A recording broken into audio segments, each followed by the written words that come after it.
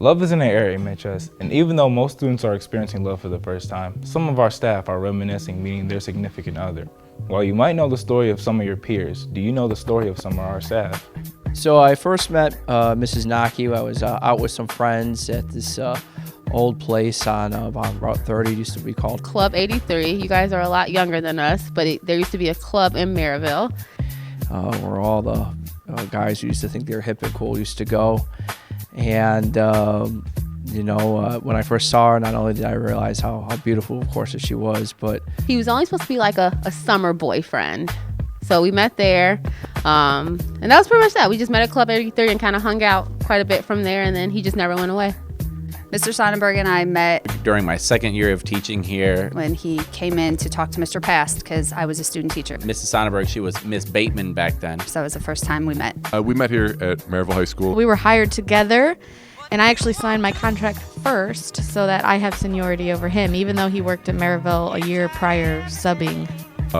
We actually knew each other for a few years before we started dating, I guess is the term that kids use nowadays. But we were just kind of friends, worked together in the same department. I met Mrs. Short at a concert, so I played in a band and a lot of mutual friends. So we had a group that we all hung out with. It was really based around like concerts and the music scene. So Mr. Short was one of those people, and I met him through other friends. I remember seeing her at a show and like kind of getting a crush on her, and then one of my friends actually started dating Mrs. Short, and then we didn't become friends anymore. And then we started talking years later, like years went by, and we started talking again, and then we started dating, and we've been together ever since. They say you can only make first impressions once. So how did they do it? So I thought he was cute. She was also incredibly sweet. And this is the most interesting person I've ever met. I thought he was fun.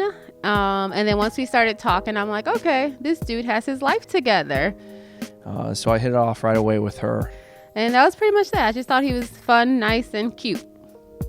We were definitely friends first. I didn't have first impressions, but when we started dating, I thought he was a really nice, funny kind of guy. My first impressions was that she was cool. I got along with her. Again, we were friends. We knew each other. I thought she was really cute, and I knew her from other friends that she was really cool. I thought he was really cute. He was like my type at that point in time, but he was actually really, a lot of you might be surprised to hear this, he was really, really quiet and kind of like shy and kind of stuck to the background. It felt like I had known her forever. Like even though we hadn't talked in a long time, it's like we picked up right where we left off. So that was kind of my first impression of him. Of course, he's not like that anymore, but he was definitely a lot of the quieter type. While most teachers have very similar stories, Mr. and Mrs. Sonnenberg had completely different views. He was okay. I didn't really have any impression. And then after our first date, we didn't like each other. So I don't know if they're laughing about that. But our first date was not very good. He didn't like me and I didn't like him, I guess. My first impressions of Mrs. Sonnenberg weren't anything negative due to anything she did, but I would say that we're dating someone else. So I was my mind wasn't even going any places in terms of, Miss Bateman at the time. She was just the new student teacher. Actually, if anything, I kind of avoided her.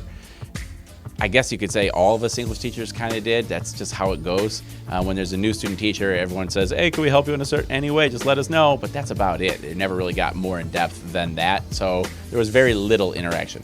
While they were the right person in their eyes, how did their parents see them? Took her and introduced her to my parents that summer, and they knew right away that she was the one for me. My mom's exact words to me were, you better not screw this up. My mom actually adored him. She really, really liked him.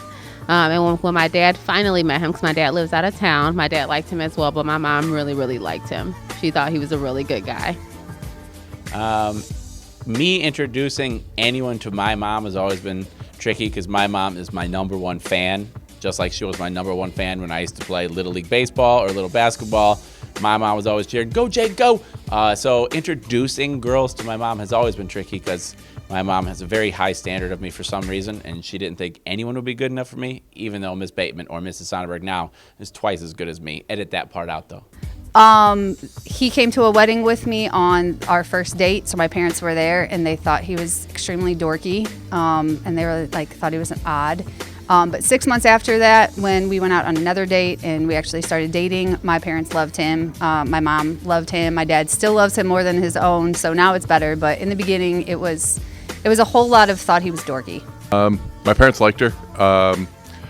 They had no complaints or anything like that. She's a really good cook, so she probably brought them cookies and stuff to improve that first impression. But yeah, they like her. Oh, my parents liked Mr. Underfranz. I remember he came over to my parents' house and they made a salad for him, and he doesn't eat salad, but he forced the salad down. My parents liked him. They were a little bit worried because he started talking about some of the stuff that he was reading, and he was reading some pretty crazy stuff for school. And they were like, "Who is this kid and what is he all about?" But they started to like him pretty quickly. Oh, my mom immediately was like, immediately no, like hated her because she had tattoos and she the car she drove, and just the way, like, my mom was like, no, like, you need to date a nice girl. And I was like, no, she is a nice girl, you'll like her, just give it some time. And then after just like a few weeks of knowing her, she was like, yeah, she's really cool, you got a good one. Seeing these couples, who knows, maybe the person that you're with now or the next person that you'll meet will be the story of your significant other. Signing off for PNN, I'm Jordan Warnell, and have a happy belated Valentine's Day.